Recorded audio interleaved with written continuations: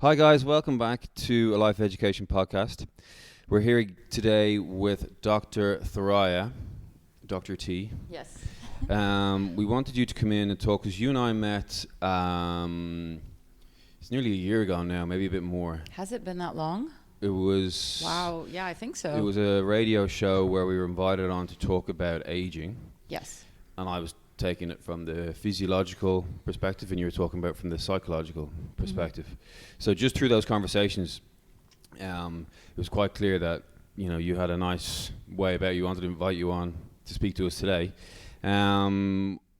What we were kind of thinking was to go through just any ideas you might have on what coaches who might not be aware of the effect of people's psychology on their own either performance or on their own motivations to train.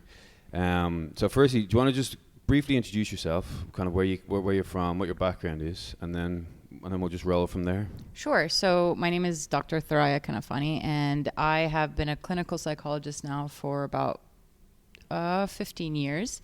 And so mainly I specialize with teenagers and early adults and helping them progress, change their lives into what they're looking for. I also work with couples, but mainly I work with teenagers and early adults. And my background is mainly in psychology. So I've studied psychology in different types of psychology. So educational psychology, counseling psychology, and then finally clinical psychology. And I've sort of worked in many different places. So this is by far one of the hottest places I've worked. So I worked in Canada, the U.S., Bahrain, Lebanon, Saudi Arabia, and now finally the UAE. And what kind of people are you seeing day to day? How's your day look? So mainly, like I said, I work with teenagers and early adults. So most of my day is working with individuals who are either struggling with things like depression, with anxiety. They're struggling with stress management, time management, also health difficulties. So there are a lot of different things that they experience here. But mostly what I've noticed that the early adults in the UAE tend to suffer with managing their life properly, kicking really bad habits that they're not happy with and looking for ways to change and to progress in their life. What kind of habits do people struggle with? So I would say mostly it would be exercising and eating healthy. And this is what age group? Between 18 and 30. Okay, so it's not that young. Yeah, I think that's like everyone. Yeah. So the early adults. Yeah. And this is, I mean, you know, usually as a kid or as a teenager, you have your parents that either are cooking for you or ordering for you, or they taking care of your food. And then when you get to 18 and you start to become independent, you have to sort of do all of that for yourself. And the tendency is that people go for the easy stuff. It's whatever's available. It's whatever I can get my hand, fastest on. And so they're not really cognizant or mindful of what they're eating, what they're putting in their body. And as they get older, they start to feel the effects of that. So that's where a lot of their difficulties are. And as you guys know, in the UAE, there's a lot of pressure on going to the gym, staying fit. Everybody is really into the health and the benefits of exercising. And so there's this social pressure as well that a lot of people are feeling in terms of going to the gym and making time for themselves for exercising. And so they're really struggling to find a way to manage their life in that sense. And do you find that it's the exercise and the stress that's the main cause, or are people coming to you for secondary things, and sort of when you root and dig deep into it, you sort of find, okay, well, exercise is one thing that may change, or is exercise, look, I want to be better, I want to be fitter, I want to be healthier?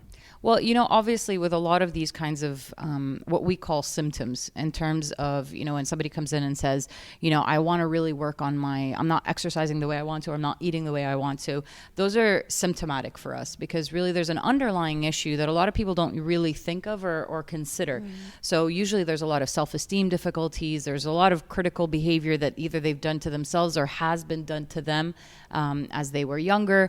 There's a lot of fear of failure. So there's a lot of underlying issues, especially emotional scars, that prohibit people from actually getting to where they want to go. And that has to do with, eating healthy or exercising, or maybe even changing their career, things like that. Are the food and exercise things affecting how they feel in terms of having depression and having anxiety and other things. Absolutely. So for us, one of the first things we tell our clients, or the first things we ask our clients is, what is your food like? And what is your actual life like? So we look at four different aspects when we talk about mental health in general. So we look at their eating habits, their exercising, their sleep habits, and their breathing. Whether or not they're taking some time, for meditation or for deep breathing, anything that they're doing to sort of calm themselves and relax themselves.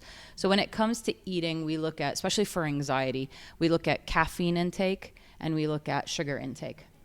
And for those two, a lot of people, especially when they're working really hard, caffeine is just consumed so much. Copious amounts. Yeah. Absolutely. And I'll get some people that'll tell me, I don't drink that much coffee. And I say, well, how much coffee do you drink? And then I'll hear something like 10 to about 15 cups of coffee a day. And I'll say, well, that's about 14 too many. Right. So, when we discuss the idea of caffeine, I not only look at coffee, but also there's like black tea, Pepsi, Coke. So anything that's caffeinated needs to be reduced significantly. And we're talking about like, in terms of drinks. So obviously there's a little bit of caffeine in green tea. There's a little bit of caffeine in chocolate. You don't have to eliminate those, but it's the amount that you're taking in. And of course, sugar, refined sugar for those that suffer with anxiety is extremely detrimental for them. So those two are the first things that I look at with anxiety as well. Red meat, although red meat is really good for a lot of people, reducing the amount. And in the Middle East, there's a very big red meat culture. So the tendency is lunch and dinner, or lunch or dinner, and then it's every single day of the week. So we try to minimize that because there is a hormone that we found in red meat that increases the levels of stress in the body. So we tell them, like, once every 2-3 days, like, try to go for chicken, for fish, for more vegetables, things like that. So obviously water is very essential. Vegetables, fruits. So basically looking at the pyramid of the food pyramid. When it comes to exercising, we tell people there has to be a minimum of 20 to 30 minutes a day of some sort of cardio exercise. It doesn't have to be at the gym. You don't have to be on a treadmill or on a bicycle at the gym, but just something. It could be fast walking, it could be jogging, it could be running, it could be absolutely anything. Sometimes I tell the mothers that I work with, because they don't have a lot of time. I tell them, when you're at home, jump around with your kids, dance with them, like run around with them, whatever it is, just get 20 to 30 minutes of cardio every single day in.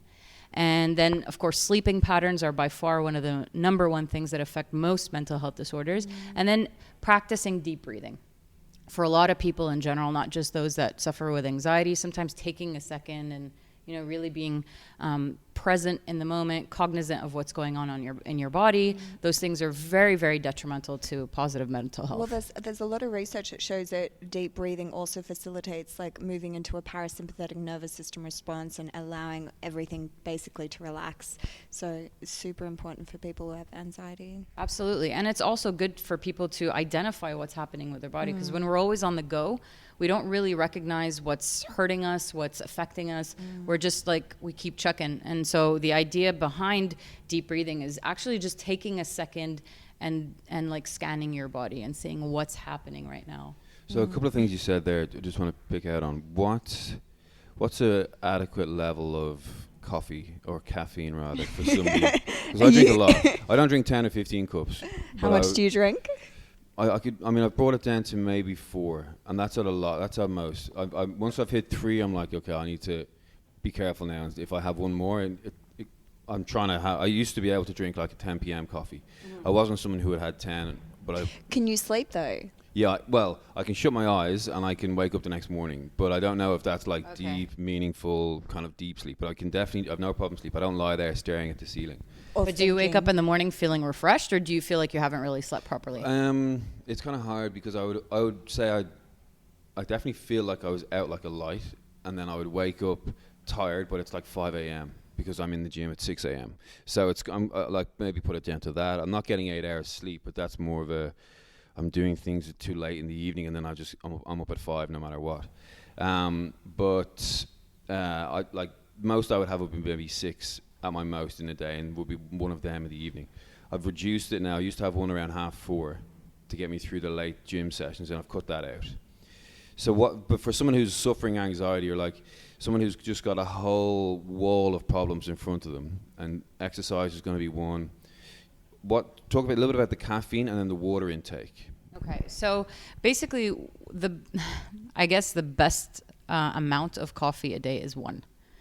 Sure. And now let me explain. It's not the coffee itself, it's the caffeine. So you can have 6 cups of coffee, but decaffeinated. So the idea is the caffeine, to reduce the amount of caffeine in your system. So I usually suggest, because a lot of people will associate coffee with waking up, with being able to like push through. And I tell them, actually, you'll find like green apples and dates will provide more energy sources for you than any cup of coffee would. So going a more natural route that way might actually be more beneficial. So 1 is the recommended in terms of caffeine intake, but it could be more if you're drinking more decaffeinated. Okay. Yeah. But water, like you said, water is very important. So the recommended is obviously about 1.5 liters to 2 liters a day, but it's also how you drink water. So a lot of people mistake how to drink water in their day. So they'll wake up, they'll have like 1 liter, and then they won't drink anything else for the rest of the day. Well, it's not good for the body to do that. So you have to sort of spread it out before and after meals, in the morning, at night. So there's a specific way of doing it that actually helps. And it depends on each person, obviously, because we have to also look at their medical background and see what's going on with them before we actually suggest to each person how to do it. But the best way to do it is to really sort of, spread it out throughout the day. So like at least 2 cups in the morning, at least like 1 before you eat, 1 after you eat, of course, half an hour before and after. And then so those are for all meals. And then before you go to bed, same thing. Yeah, cool. And then that's separate to the water that you'll put in your coffee and the water that you'll put in your tea. That's right. Or your juices or anything like that. Absolutely. You're looking at just pure water. Do you advise anybody to use any sort of supplements in the water or anything along those lines, or just go clean water? Well, it really depends. So some people just don't like the taste of water. For instance, I'm one of those people. I know people usually say there is no taste to water, but I'm not. I really can't drink water on its own. So I'll put like, let's say, a slice of cucumber, a slice of lemon to just give it a little bit of a taste. But you're still sort of like drinking essentially what is necessary for your body. Yeah, cool. And how do people take? Because what I find in the gym, when I'm trying to tell people, okay, we need to change this, this, and this, it's sort of like if you tell somebody that they can't have a coffee in the morning, you're changing their whole reality. You've given them another problem that they have to now cognitively work with and deal and try and overcome. And same with the diet. Okay, you need to stop eating all of this and you need to eat all of these. How do people respond to that advice where you're saying, okay, we need to make a change?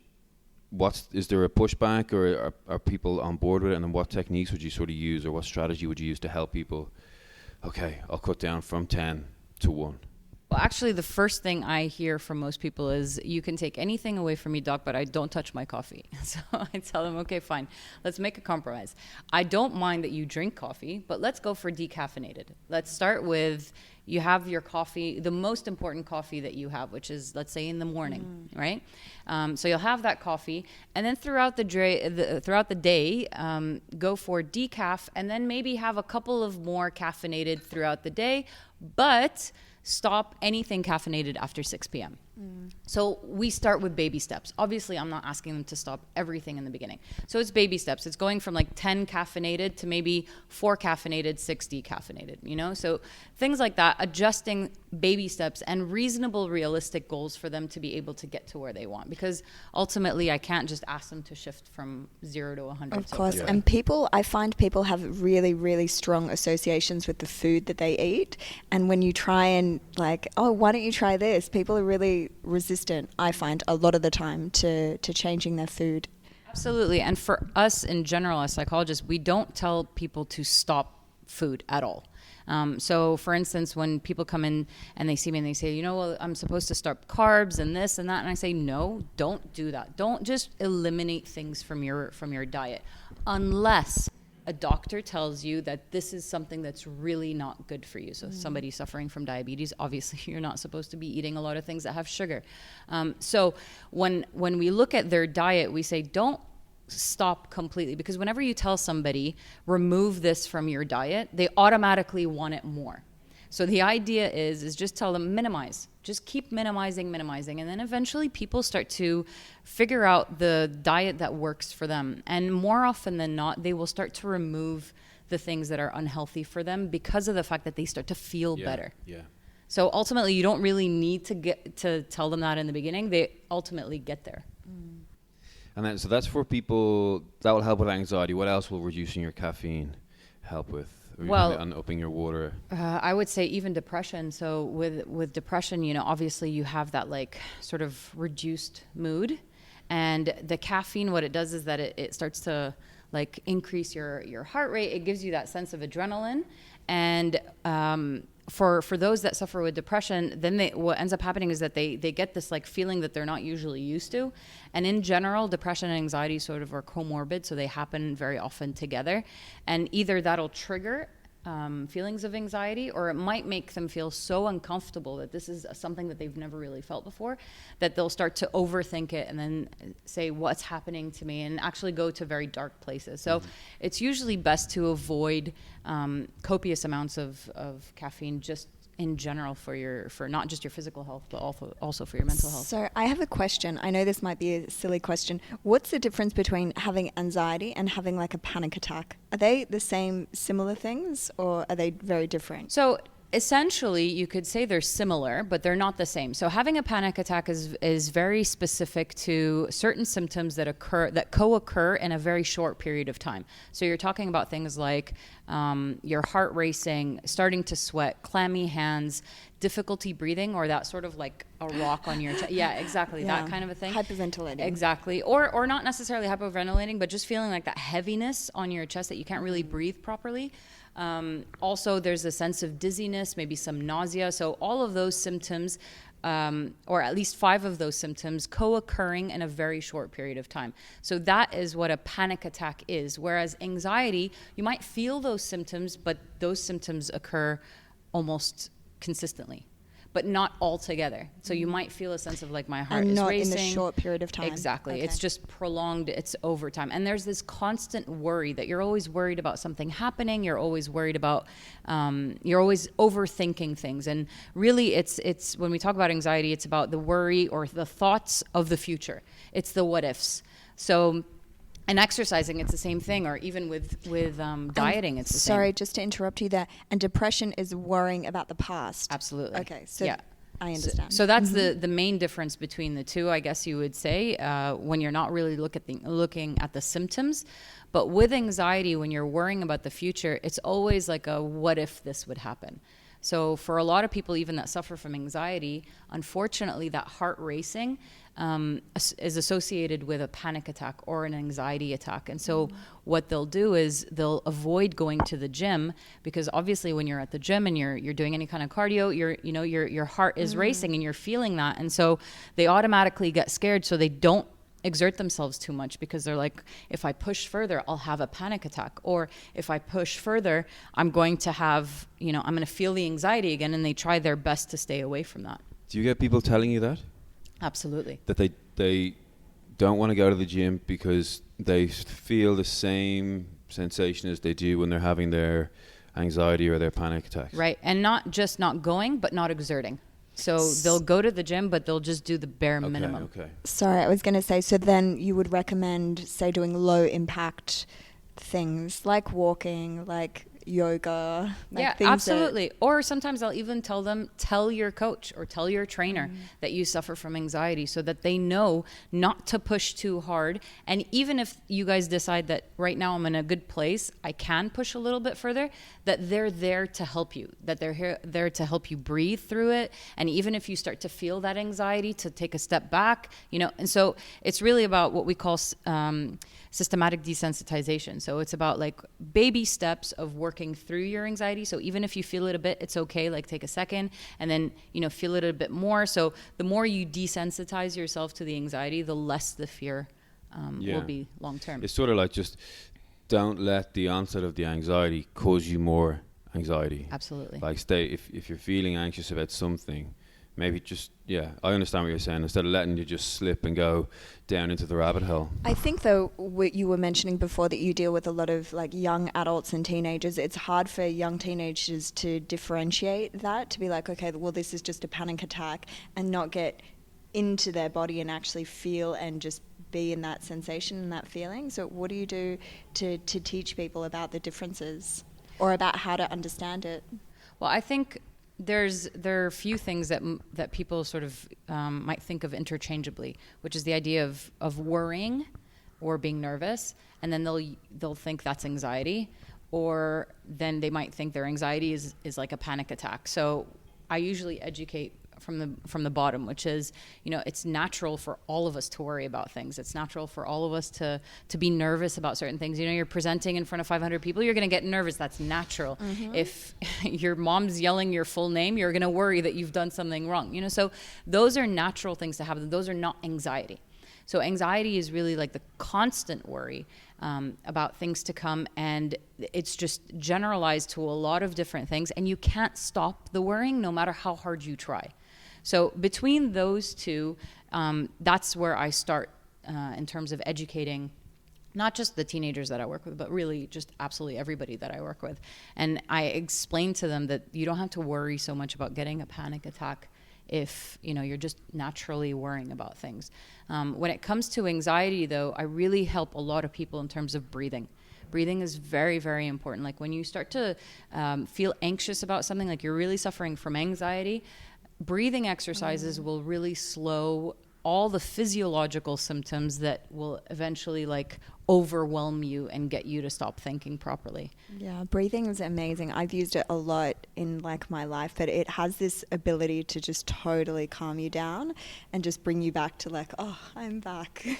Right. And there are a lot of people that will say to me, oh my God, Dr. T, like don't throw that breathing stuff at me, that meditation stuff at me. But honestly, it's actually true. Like I've told this story lots, but I've been like, when I was in hospital, like 1 minute to the next, my heart rate would go through the roof, and all of a sudden it was like at almost like 200 beats, like it was going mental, and I was in so much pain and just lots of things happening at the same time. And I remember just like starting to breathe, and someone would read me a story, and then like I would start to breathe, and then everything, you could just see all the numbers just drop down and come back to normal. And it's amazing, especially when you're stuck to things that monitor everything that you do. It's pretty amazing. Yeah, I mean, like it's the type of thing that it gives you a tool. Yeah, and it's so undervalued. Yeah. Sorry. No, it is for sure. I tell people, I was just on a radio last week talking about stress, and she left us with the final words. And the whole hour we had, myself and my colleague Matt, we hadn't got to talk about breathing. And all I could say, like in the 30 seconds, was just buy into the breathing mechanism, buy into the practices, because it gives you a tool. Like it gives you one element of control. Like when everything is going haywire and your brain is gone, you're triggered, you're angry, you're upset, whatever it is. It's like you can go berserk, or you can come all the way back inside yourself and just breathe. And you don't have to be a meditator for half an hour. Yeah, all you need to do is lay on the floor, put your hands on your belly, and just watch your belly rise and fall, and just be mindful and aware of it. And that in a minute, like that's if you have the luxury of lying down. But let's say you're in your car and you're going crazy in traffic, or if you're in a meeting. I've been in meetings where people have said stuff, and my anxiety would go whoop, and then it's like I'll just almost turn my ears off, stop listening to what's going on, and just start breathing. And it's like, okay, because now I can just get control of my own nervous system. But I think that is one of the most important things. And now there's apps and stuff out there you can get for 10, 15, 20 minutes a morning, where you don't have to do anything. You don't need to speak to anybody to coach you. You just sit down, put your earphones in, and it just teaches you through it. That's hugely undervalued. Like from a physiological perspective, just getting the oxygen out of the air through the bottom part of your lungs is a task that a lot of people can't do. Like they get the air in from outside into their lungs, but it sits in the top. The air doesn't get down to the bottom where the alveoli is. The alveoli is what transfers the oxygen from the air into the bloodstream. But then there's that's not the end of the job. What has to happen then is in your cell, in your nerve cell, in your muscle cell, in your digestive, whatever you want to call it, whichever cell, they bind into the same receptor as carbon dioxide. So what needs to happen is that carbon dioxide from your previous breath needs to exit that receptor, create the space for the oxygen to get in so the oxygen can go to the final destination and do its thing. If you're not breathing out enough, if you're not exhaling enough, that receptor is just going to stay full and the oxygen is going to whiz past it in your bloodstream. So by breathing out and really focusing on those slow, controlled breaths, you're clearing out your cells to allow the oxygen to jump into the receptor and then do what it needs to do.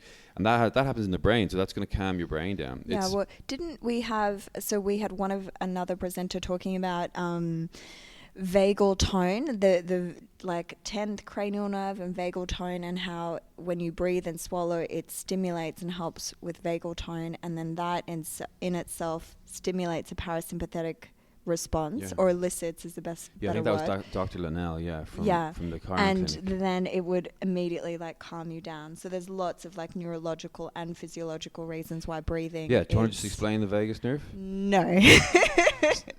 So basically, the vagus nerve is kind of an internal nerve. It's the 10th cranial nerve. Sorry. That controls your autonomic nervous system. So feeding that with oxygen is going to allow everything just get a better. How would you explain it? Well, there's actually really pretty pictures of it. You can look at it on the internet, but it basically comes down, I think it's from the brainstem, and then goes all the way down, and it creates like this beautiful like reverse tree.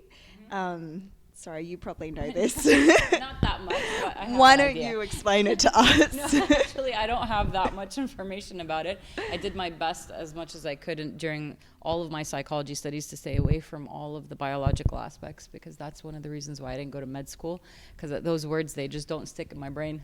Really, yeah? Yeah. Okay, so that's the sort of the vagus nerve, and before we go into the details and get it all wrong, we'll kind of move on.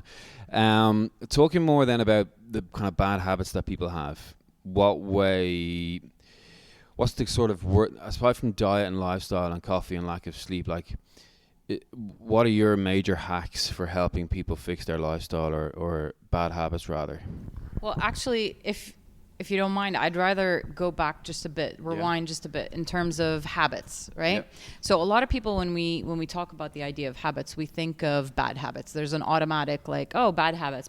But the reality is that habits are actually good for us in many different ways. So try to imagine yourself like waking up in the morning. Your first thing that you do, you might get out of bed, you go to the bathroom, you wash your face, brush your teeth, you might shower, things like that.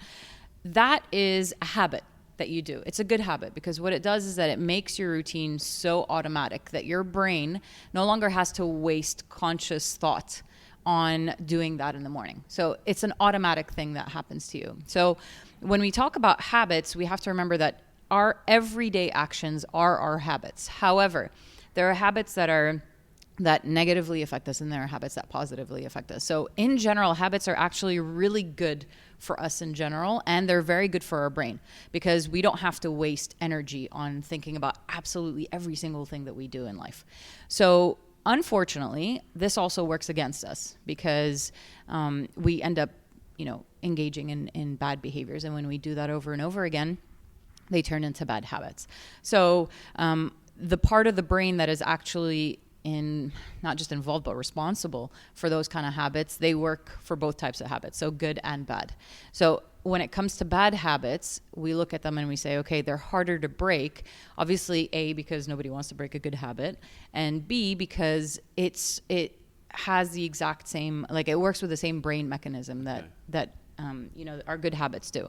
So when we talk about habits in general, it's any enjoyable activity, right? Like, so in essence, when you're engaging in something and it provides any kind of enjoyable feeling for you, it releases, as most people have heard of like the reward system, it releases dopamine. And so dopamine gives us that like feel good feeling. And the first time you try like some fast food, you might feel good about it, but later on you might regret it. But initially you feel good about it. Or if you don't go to the gym and you like relax and watch some TV instead, you might feel good about it in the moment. And eventually when you repeat that over and over again, you develop this bad habit of, let's say, not eating healthy or not going to the gym or not necessarily engaging in the things that you're supposed to do to progress in your life. So these bad habits are essentially things that we just consistently do over and over again in a negative way. And our brain actually works against us when it comes to changing that.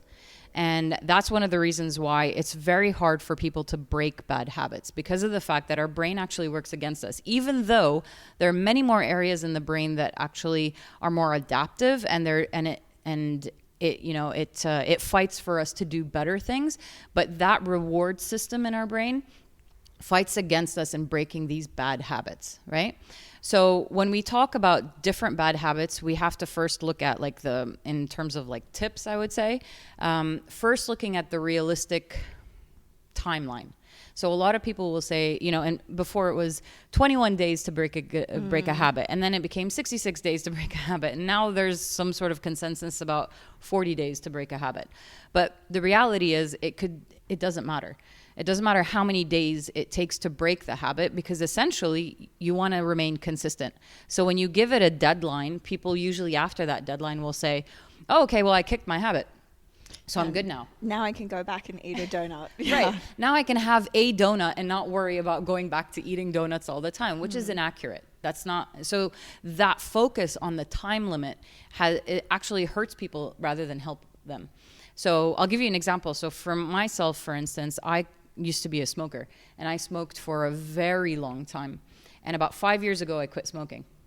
And my friends and people I asked to help me, they would say, just the first month, go for the first month, then the second month, then the third month. And I'm 5 years in, and I can tell you to this moment, honestly, I still crave a cigarette. So how long later, sorry? 5 years. Okay. So I'm 5 years away from cigarettes, but to this moment, I could still pick up, I still feel like I could pick up a cigarette. So even though I've passed all the markers that everybody has ever talked about, it doesn't matter. If I focus on the fact that I've passed that marker and I can smoke one cigarette, it's not that big of a deal. It actually could be, because I might go back and smoke again, because I know. You haven't had one cigarette in 5 years? Not a single cigarette in 5 years. How did you quit 5 years ago? I just went cold turkey. You just stopped? I just woke up one day and I was like, yeah, 13 years of smoking is enough. So I'm done now. And did you employ any strategies? No. Just literally woke up and stopped. And then I implored my friends to love me, even though I was super angry or irritating and frustrating. And I told them, guys, please be careful. You went through a withdrawal symptom? Absolutely. Yeah. Every withdrawal symptom. I was irritated all the time, so super irritable. I would get frustrated at the smallest thing. I had headaches, really bad headaches, and I'm susceptible to migraines anyways. So I had really bad headaches. I used to get thirsty all the time, craving other things. So in general, when I looked at my habit, I wasn't like, oh my God, this is a bad habit, I need to stop. It was just, I'm done, because my value system for me is different now. Right. So, and I think that's one of the things that is really important when you're thinking about breaking a habit, is looking at who you are as an individual and recognizing your value system. And then saying to yourself, do I have the same value that I had before when I started my bad habit? So for instance, when I was younger, of course, I fell into the social pressure of smoking is cool and things like that. And then I just got addicted. And then when I grew up, if you will, when my mindset changed, when my value system changed, I looked at it as my health is more important to me than looking cool, than fitting in, than whatever it was that I started with. So I need to change. I need to live according to my value system and change the value system and my identity that comes along with that. So that's when I just woke up and I decided to change. And for a lot of people breaking their bad habits, I think they need to look for the why. Yeah. So when you're looking as a trainer, I know a lot of people come through and they say, I want to get more toned, or I want to lose weight, or I want to do this and I want to do that. Those are superficial reasons. You need to go deeper. You need to find a deeper reason, because that's not a big enough why. Because if it was, they would have done it before. Yeah. The reality is that you need to find a deeper reason why this is. You need a bigger why, a bigger reason to motivate people. And ultimately, in the beginning, you might not find that reason. You have to just help them figure that out eventually. Yeah, I think that's very important. But I did some work in the UK a long time ago as a very commercial PT in one of the big chains over there. And they put us through training one of the sales strategies was ask why like 4 or 5 times, something like that, like a bunch of times, a bunch beyond what you would normally ask in a regular conversation with somebody you've just met like 8 minutes ago. And it was difficult. Like when you try to do it because you're trying to learn, you're trying to build your business. You sit down, it's very awkward to say to somebody why, and they say I want to lose weight. I say why? Oh, I'm just not happy. And you're trying to penetrate somebody's defenses. Yeah, immediately. And I don't think people are ready for that. It's great if someone is so open and willing to offer that info. But I think what you said is very true. It takes a while. It takes a while to really get into the why. And that comes with just personal relationships. You're just building the rapport with people and gaining their trust. But I think the values thing is key. When you're trying to get people to shift from, so you have the smoking example. What example do you see with people in the clinic that you can use the exercise to help break their habits? You mean physical exercise? Yeah. So health and fitness habits, let's just say. So, I think across the board with everything that all my clients come in with. So even when it comes to like relationship difficulties, or when it comes to stress management, when it comes to unhappiness in their life, difficulty with their parents, whatever the topic is, physical activity, like I had mentioned before, physical activity, eating healthy, sleeping, breathing exercises, or meditating, all of those things are essential. So what I try to get them to understand is, ultimately it's your life, your choices, your consequences. So if you decide to not engage in any kind of physical activity, if you decide to not engage in healthy eating or sleeping habits or things like that, then ultimately you're the one who's suffering the consequences. And you may not care now, but you will care later, whether you like it or not. And so that usually gets them to be on the same page in the beginning. And essentially people don't necessarily change initially when they come and they talk to me. But I have to respect, and I do respect, their process. And I think that becomes a bit difficult with when you're a trainer, or when you're a coach or an instructor. It's harder because you have like a short period of time, because if they're taking like personal training sessions, there's like usually pay for like, let's say 10 sessions, 20 sessions. And so there's an expectation, like an underlying expectation that something needs to change. But if a person is not ready for that process, then that change is very difficult. And they'll do their best in general to blame everybody around them. Like my PT wasn't good enough, or like he didn't, push me hard enough, or she didn't do this or that. So what I usually tell the trainers or my clients or anybody that I'm working with, I tell them, take it easy, slow it down. There's no expectation that you have to actually complete things in a specific amount of time, because I'll even get clients that'll say to me, okay, Dr. T, like how long is this going to take? And I'll tell them it's as long as you need it to take. So sometimes it might take 2 weeks. Sometimes, it never takes 2 weeks realistically, because I only see them once a week, but it might take 8 weeks. It might take 10 years. I don't know. It all depends on the effort that you're ready to put in. And I think that's important when it comes to physical training as well, because essentially people might come in with this like boost of energy. It's sort of like, New Year's resolutions. Like you start off with like, yeah, I'm going to do it. And then by a month later, like nobody's doing anything. So I think, they come in with this high expectation, like I'm finally going to get to exercise. I'm finally going to get to lose weight, to tone myself, to like build, my stamina, my energy. And then after the first, high of the expectation like starts to die down, it's like, well, I'm not really, and it's because it comes in a bundle. It's not just one thing that you need to focus on. It's absolutely everything. So like we were saying, the value system, and how you identify yourself, and the expectations that you also put on yourself. So I think it's important for trainers to recognize and to share with their clients that you're not going to get to where you want to be in the time that you think. Sometimes removing that pressure allows them to actually get to where they want to faster.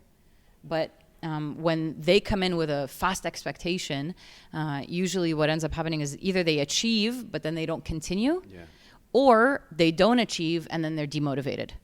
So one of the biggest things about breaking bad habits is not, learning about something new. It's really consistency.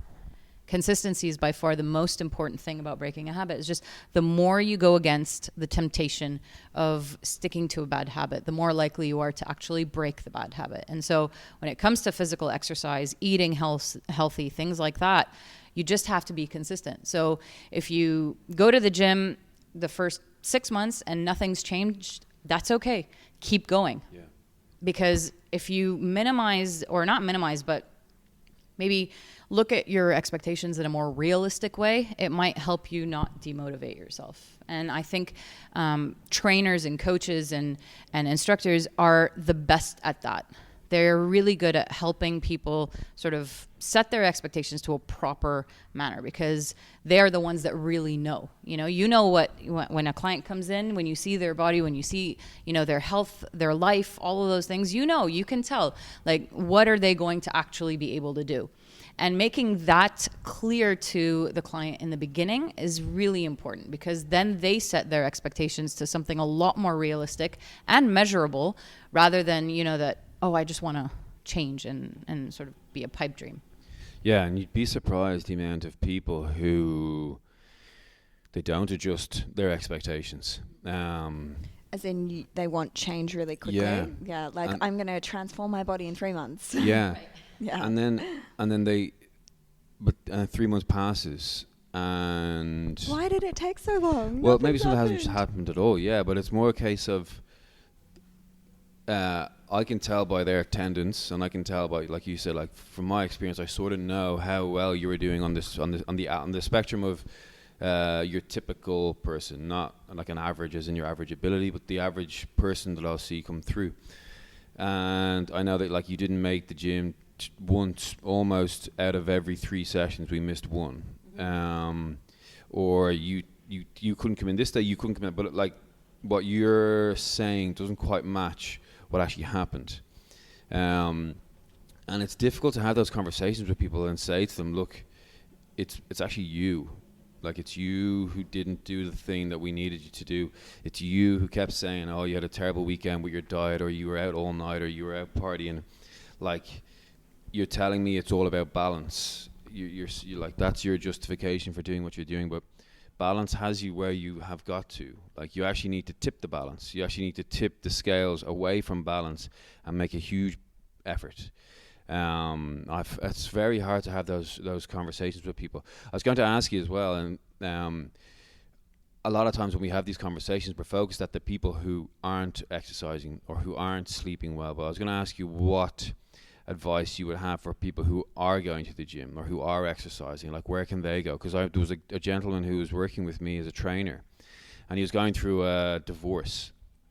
And we were having a conversation. I remember thinking, like, usually I would tell you, like, get in the gym every day, do this, but you're already doing that. So I don't really know, like, how you can make yourself feel, like, how you can change your endorphins, because these stresses that you have, it's built on a foundation of you training every day. So what specific advice, what else can those people do? Should they change something? Should they? So I think, and this is sort of the biggest misconception, I think, when it comes to mental health, is that people usually think, if you go to the gym and you eat healthy, you should start feeling better. That's not actually accurate, because of the fact that when we look at mental health, we have to consider 5 different aspects. So yes, absolutely, your behavior, so like the way you live your life, is definitely a significant contributor. But so are genetics, so is the neurobiology in your brain, so is your personality and the way that you think. So all of these factors will affect your mental health. So for instance, if you're going to the gym, you're eating healthy, you have a good lifestyle, so your behavior is taken care of, but your personality, your thought process, your genetics, and your biology are still there. So you can't just assume that because this one's working, all the rest are going to work as well. So you need to, of course, I would say, if you are doing everything that you can, but nothing seems to be working, it's always better to consult a professional to see what else can you do, because ultimately you don't want to assume that you're not doing enough, because then you go into, like, the failure feeling that like I'm not succeeding at what I want to do, and that starts to put people down and being self-critical that way. So the reality behind that is that sometimes people require medication, sometimes they don't at all, sometimes they just require some sort of like talk therapy, sometimes talking to a friend is enough, but really it's about looking at it holistically and not just from one perspective. And although especially exercising and eating habits and sleep patterns are by far very significant contributors to mental health, they're not the only contributors to mental health. Yeah, I think that also falls in line with some of my clients in particular. I'll only speak for myself. The guys and girls who are coming in regularly and like stuff isn't really changing. What advice would you give? Like, I sort of start to think, okay, maybe you need to go have an appointment with someone like you. How would I bridge that gap without, like, when is the, what am I trying to say? When is the, okay, that's the moment. Now I know. The light bulb moment in my head, right, you need to go get some support from someone else. Well, I think the light bulb moment is something that's felt more than instructed. So I think you would notice when you see your client is doing everything that they can and really struggling and are motivated and are putting in all the effort, but they're still not feeling better. I think at that moment you start to recognize that, especially when you're a trainer that actually cares about your clients, you'll notice that automatically. And when you do, that's when you can simply say to them, you know what, I've noticed that you have worked so hard and you've done everything that you can in this realm, and you have been, and you've succeeded so well here. There seems to be something else that might be a little bit deeper than what I'm used to. So maybe speak to somebody else, in terms of like a psychologist. For that to happen, you need to, one, be in tune with them, and one, really want the best for them as well. So if those two things are there, then and you've built enough rapport, then you're going to be able to see or have that, what is that, where you have that sense, where you can see that someone needs assistance, and then and I think that empathy is just there when you truly care about your clients. So if you care about them and then their progress holistically, you'll never stop yourself from saying, maybe there's something else that you should be doing. So then their reply is, are you saying I'm crazy?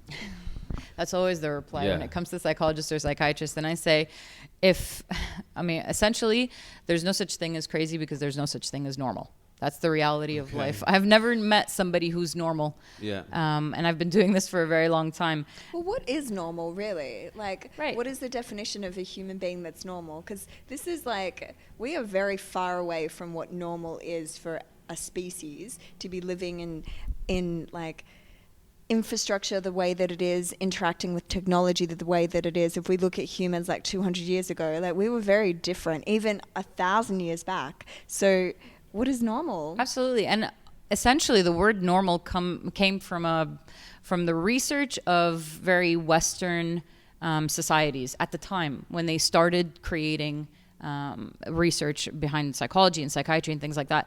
But what's normal for me and my culture may not be normal for you and your culture, may not be normal for you, So there is no such thing as normal. But what there is, and what most psychologists will look at, is what is healthy.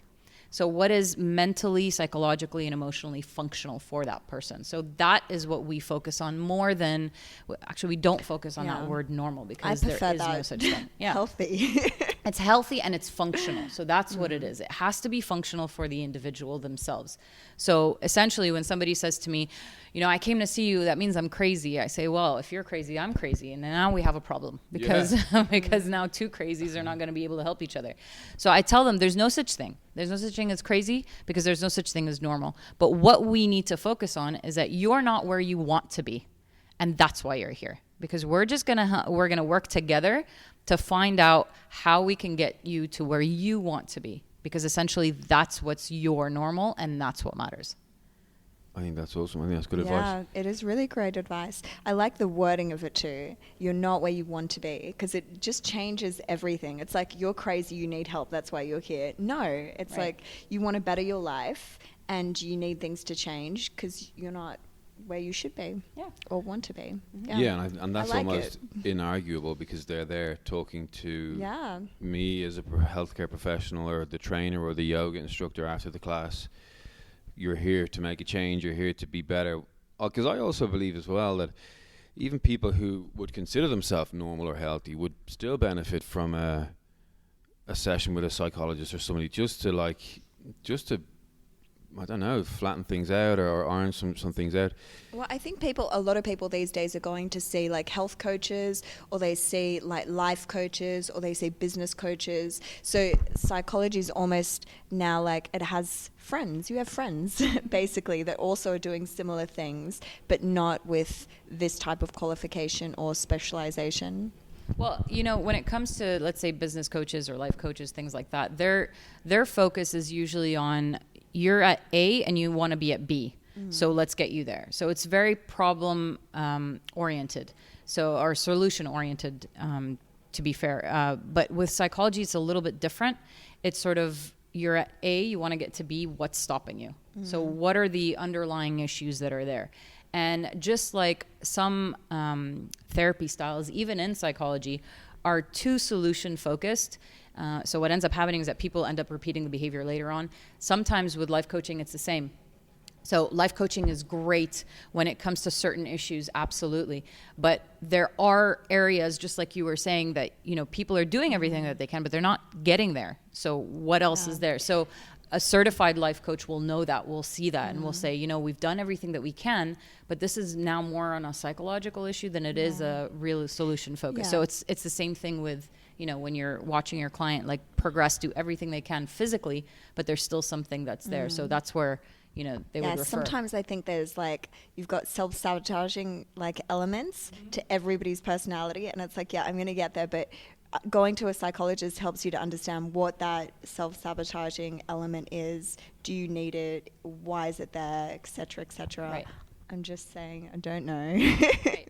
A lot of the things that we do in our life are usually unconscious, like the motives behind the things that we do. And, a lot of my clients will come in and they'll say things like, I know what I need to do. I just can't get myself to do it. There's just this disconnect between where I am and where I know and how I know I can get there, but I don't do it.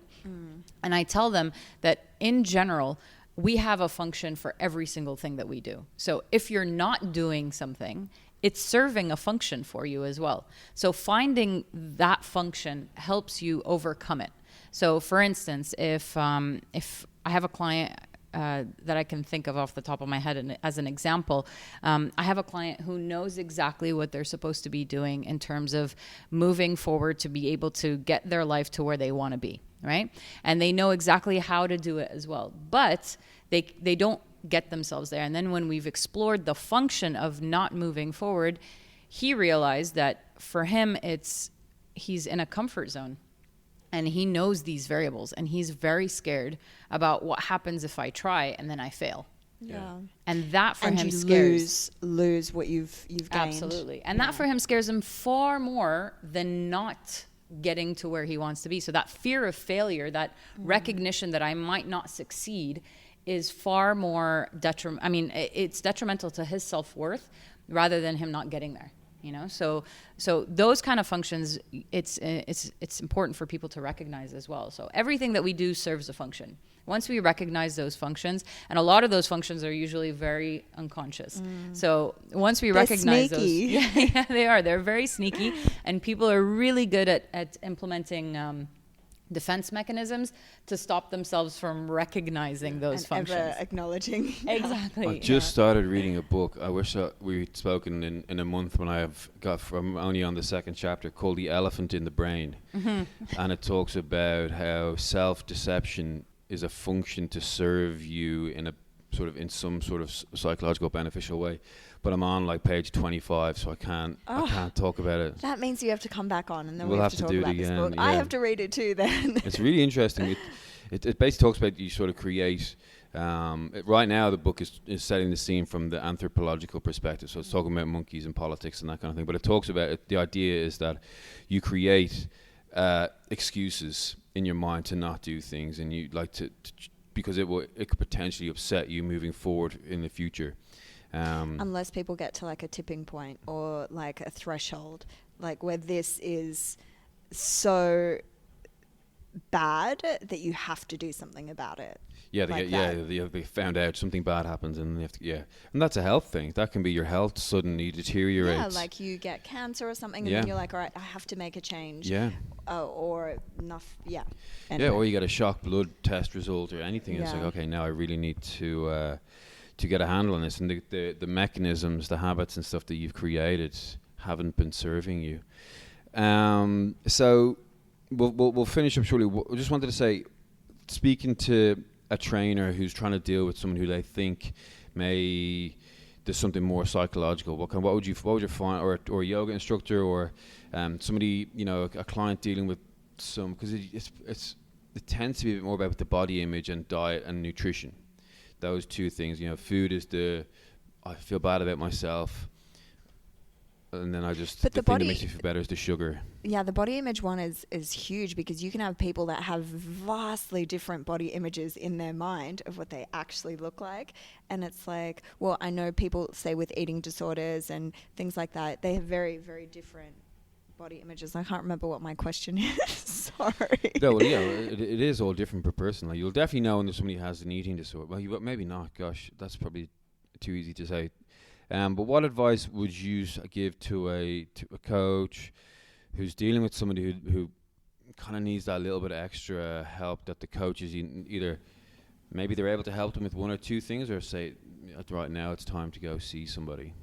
Well, what I would suggest is first look at what has been done. And essentially, if everything's been done in terms of, like you were saying, like food and exercise and things like that, then just be open and honest with your client and just tell them, I think it's a good time now to maybe look at things that are far deeper than your behaviors.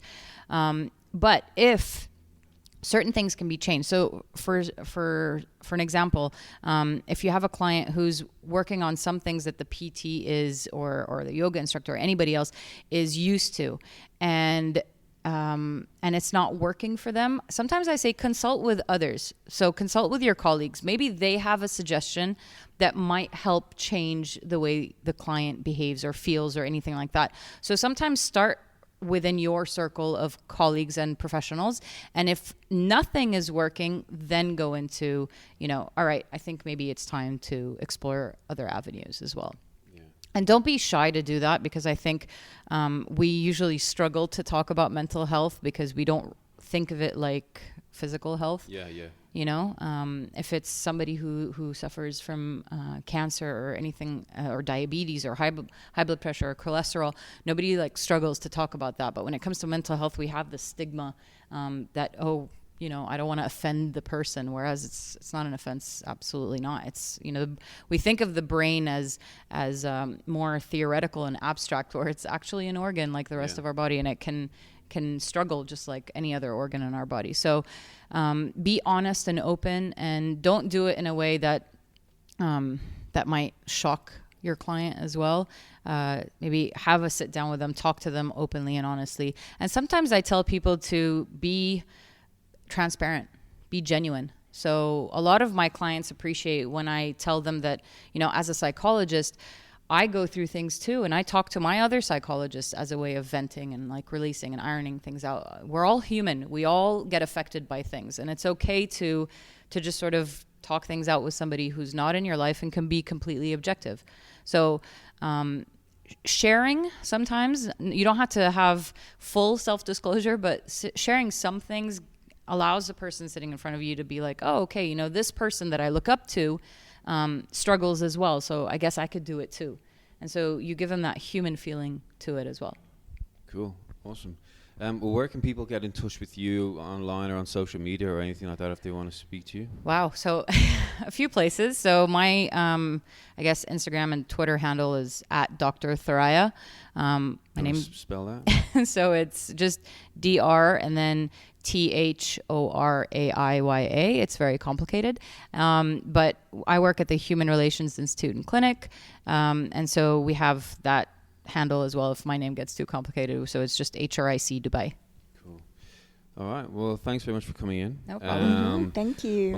If I ever, I'm a slow reader, so when I ever get to the end of that book, we'll maybe come back in and have a chat. Oh, book club. Amazing. Cool. All right. Thanks for coming in. Thanks, guys. Thank you. Bye.